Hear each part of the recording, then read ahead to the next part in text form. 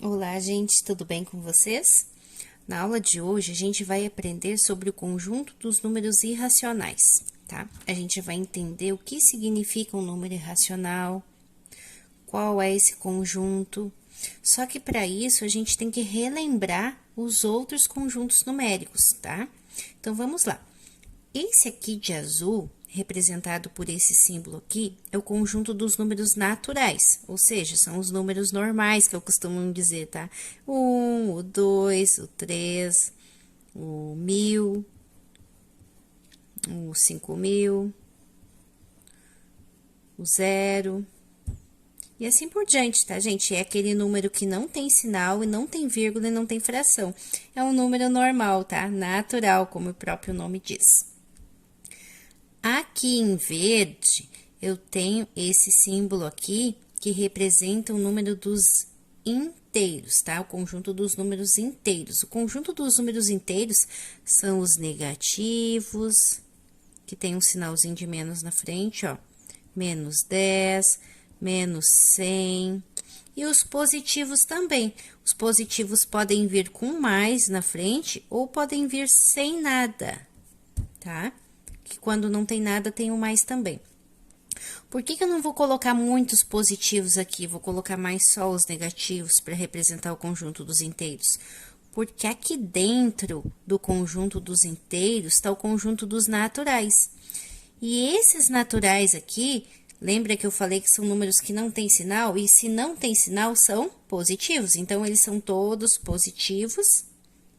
Por isso que eu digo que os inteiros são os negativos e os positivos, porque o natural, ele tá contido dentro do inteiro. Ele é conjunto que faz parte, né, tá contido dentro do inteiro. Então, todo mundo que é natural é inteiro também, que são os positivos. Então, eu digo que os inteiros são os negativos e mais os positivos. E isso tudo tá dentro desse outro conjunto rosa aqui, que é o conjunto dos números racionais, representado por esse símbolo aqui, que são as vírgulas negativas ou positivas, são as dízimas periódicas, que é aquele número com vírgula que tem infinitas casinhas decimais, que pode estar representado com 3 pontinhos, ou também pode estar representado só com um tracinho em cima do período. Gente, aqui só um parêntese, tá? Esses 3 pontinhos significa que o 4 continua, tá? É um número infinito. E esse tracinho também significa a mesma coisa. Se vocês já viram esse tracinho aí e estão em dúvida, significa que esse 4 aqui repete. Então, isso aqui e isso ali é a mesma coisa. Eu posso colocar aqui uma fração, tá? Ó, qualquer fração. Pode ser uma fração negativa, pode ser uma fração positiva. Por que eu tô colocando só número com vírgula e fração aqui? Porque aqui já tá os negativos, já tá os positivos, tudo isso aqui tá dentro dele, então esse conjunto dos naturais, dos inteiros, está contido dentro dos racionais, então todo mundo que é natural é racional, todo mundo que é inteiro é racional também. Então, todos esses números aqui que eu fiz em preto são do conjunto dos racionais. Então, se tu prestar atenção, qualquer número que existe, ele é racional. Por quê? Porque aqui tu tá vendo as vírgulas, tu tá vendo as frações, tu tá vendo o negativo, tu tá vendo o positivo, tá vendo tudo que é número que tu usa no teu dia a dia aqui, né? Então, quem é que sobra? Sobra esse aqui que está vazio, que é o conjunto dos irracionais.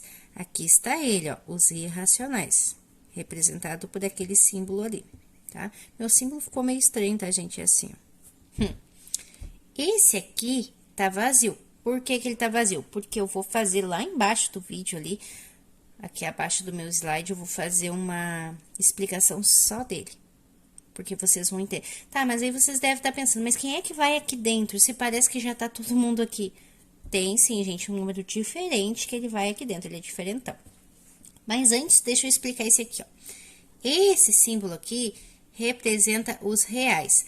Aí, estes sim, literalmente, são todos os números que existem. Então, tudo que é número que existe tá dentro deste conjunto laranja, que é o conjunto dos números reais, tá? Então, os irracionais tá contido dentro dos reais, os racionais, os inteiros e os naturais, tá todo mundo lá dentro dos reais. Os reais, sim, são tudo que existe falando em número, tá? Por isso que tem aquela situação assim, ó. Esse símbolo aqui, ó, pertence aos reais, não pertence aos reais. O que isso significa? Que se pertence aos reais, é a mesma coisa que tu dizer que existe, tá? E se não pertence aos reais, é a mesma coisa que tu dizer que não existe. Então, eu gosto muito de dizer para meus alunos assim, ó, se tem uma questão que ela não tem resposta, né, que é uma coisa ali que não existe resposta, é uma coisa sem solução, tu pode colocar que não pertence aos reais, quer dizer que não existe, não tem resposta, tá? Claro que o símbolo de existe e não existe é outro, tá, gente? Mas isso aqui é só para explicar o que significa. E aqui eu trouxe para vocês relembrarem, tem gente que copia os vídeos, né? Então, se quiser copiar no caderno, ó, esse símbolo é dos naturais, esse símbolo dos inteiros, esse aqui dos racionais, esse aqui dos reais, esse aqui dos irracionais. Então, vou deixar aqui, dar uma pausadinha aí se tu tá copiando, é legal tu anotar, né, o que significa cada símbolo, porque isso é muito usado na matemática, bem usado mesmo.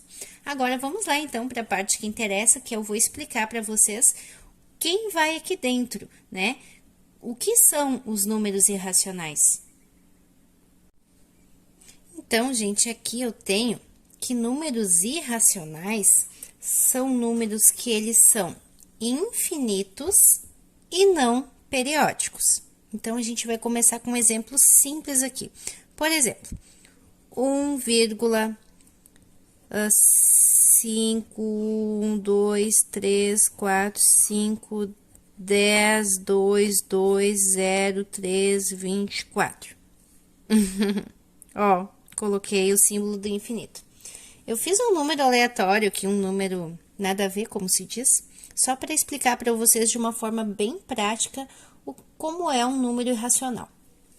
Por que ele não se encaixa lá naqueles outros conjuntos?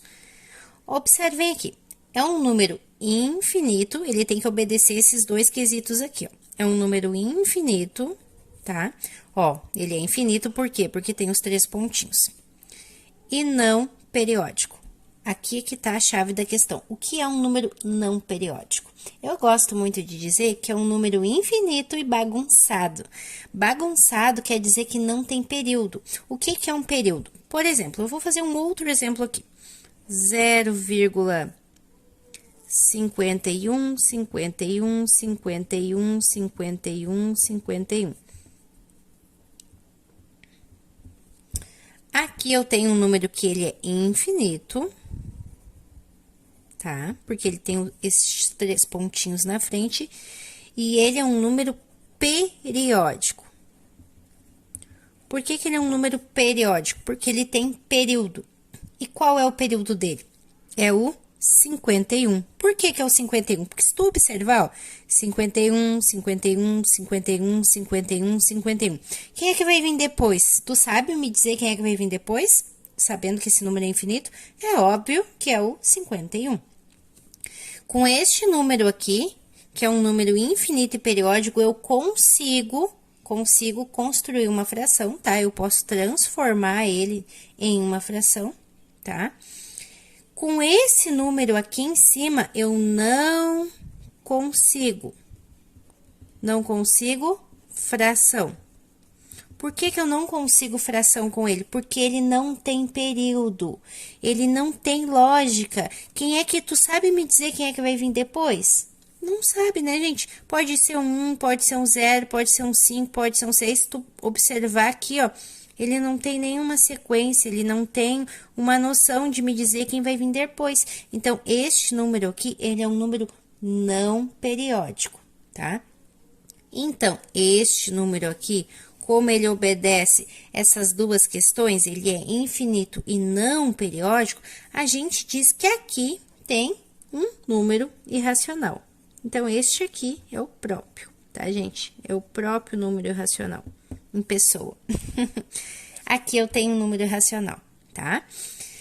Agora, eu vou dar um outro exemplo aqui, ó, que confunde bastante. Por exemplo, eu vou fazer outro número aleatório aqui. 5,10, 21, 0, 3, 4, 0, 1, 7, 9, 9, 1, 0. Eu tenho aqui um número com vírgula, tá? É um número decimal. Ele é uma bagunça também, não tem período. Mas este aqui, ele não é irracional, tá? Ele não é irracional por quê? Por que que não é?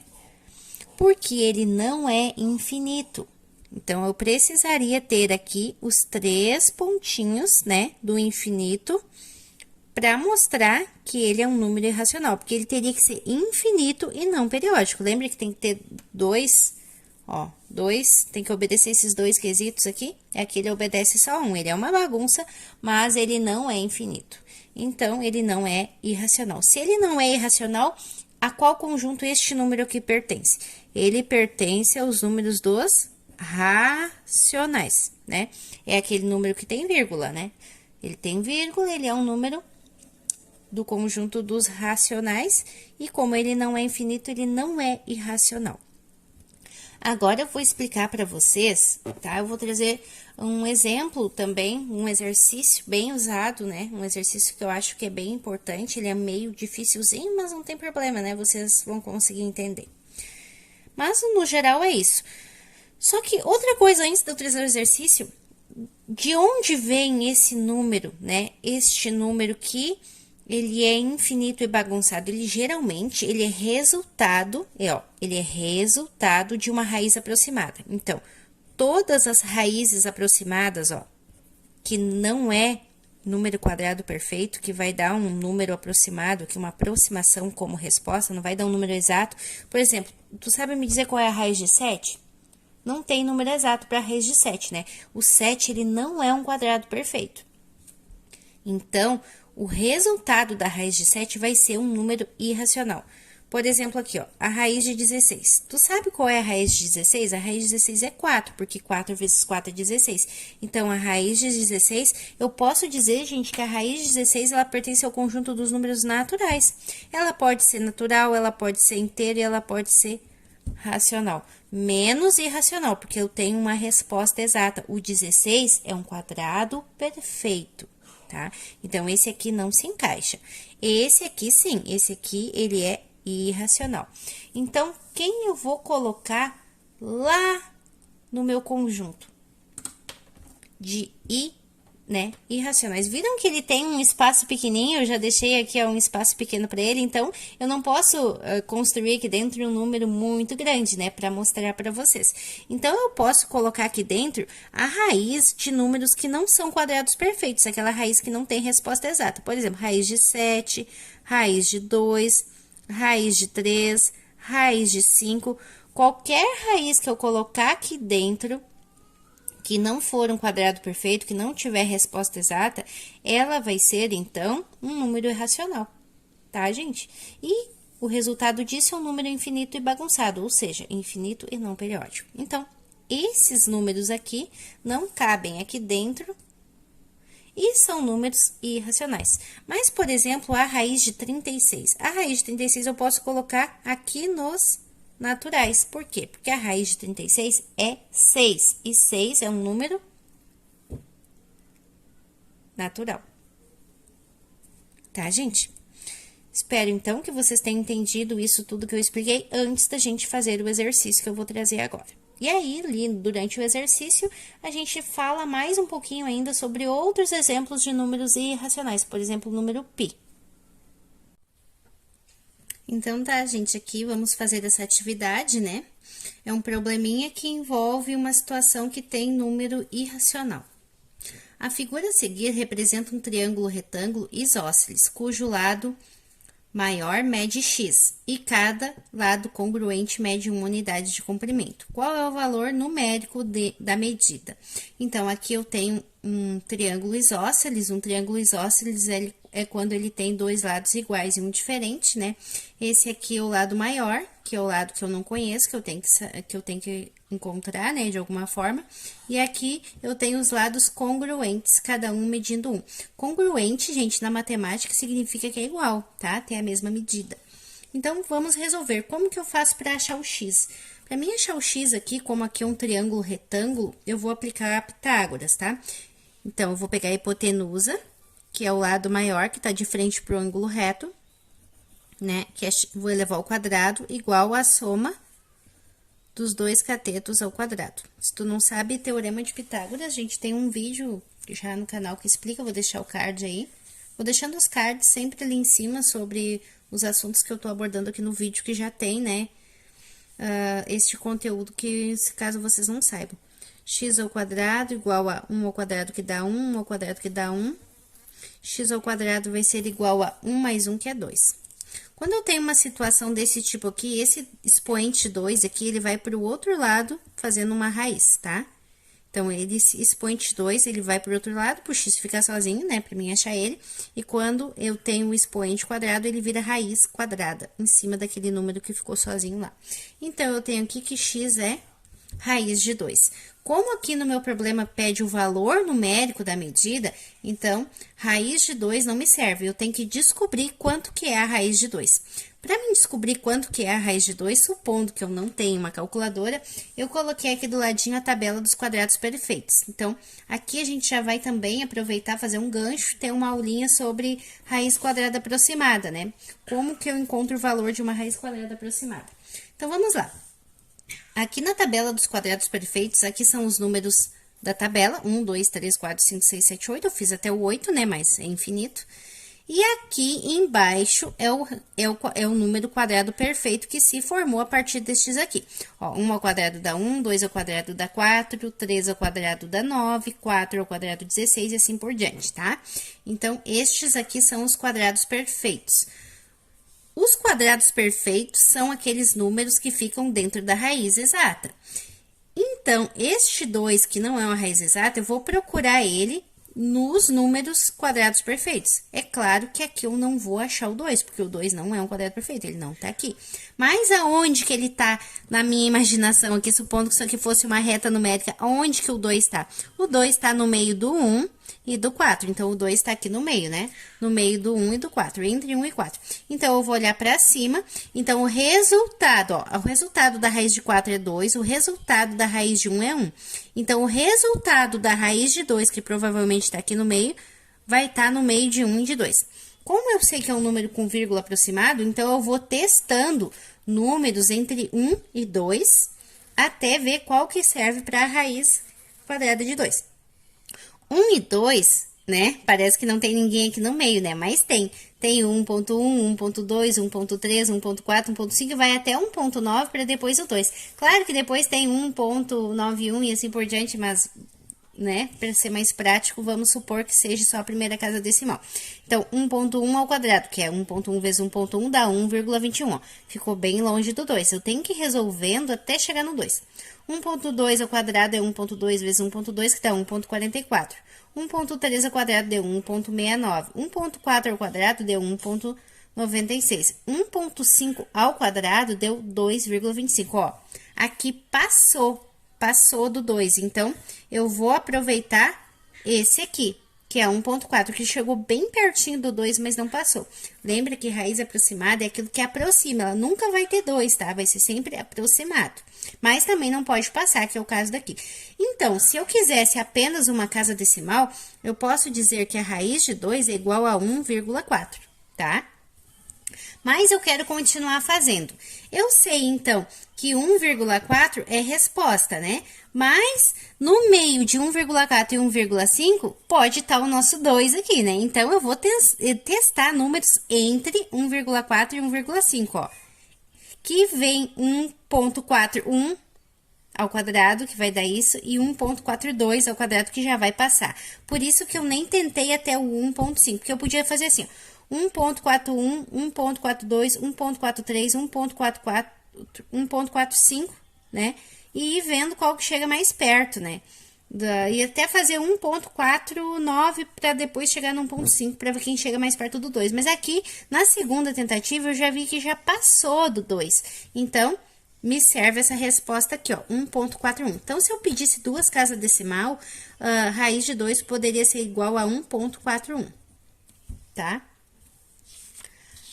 Eu quero continuar fazendo porque eu quero mais casas decimais. Então, 1,41, a resposta tá entre 1,41 e 1,42. Então, seria 1,411, 1,412, 1,413, 1,414 e 1,415. Que aqui eu já resolvi para vocês verem, né? Não quis deixar para resolver agora, né? Essa conta ao quadrado, porque conta de vezes, acredito que todo mundo sabe fazer, né? E aí, eu fui resolvendo, fui achando esses resultados aqui, ó. Então, eu vi que aqui passou, né? E aqui chegou bem pertinho. Então, eu posso ainda dizer agora que, olhando para cá, que a raiz de 2 é igual a 1,414. Aqui eu consegui 3 casas decimais, tá? Então, não é um número exato isso aqui é aproximado, então eu posso dizer, em vez desse sinal de igual, eu vou usar esse sinal aqui, ó. Ó. Porque não é uma coisa que é igual aquilo ali, né? Não é uma coisa aproximada, tá bom, gente? Eu espero, então, que vocês tenham entendido. Eu tenho vídeo no canal que explica como encontrar a raiz quadrada aproximada, tá? Com mais calma, né? Com mais exemplos, com uma coisa mais prática. Aqui eu trouxe mais para demonstrar a resolução desse probleminha mesmo, tá bom, gente? Espero que vocês tenham entendido. Qualquer dúvida, deixe aí no comentário e até a nossa próxima aulinha.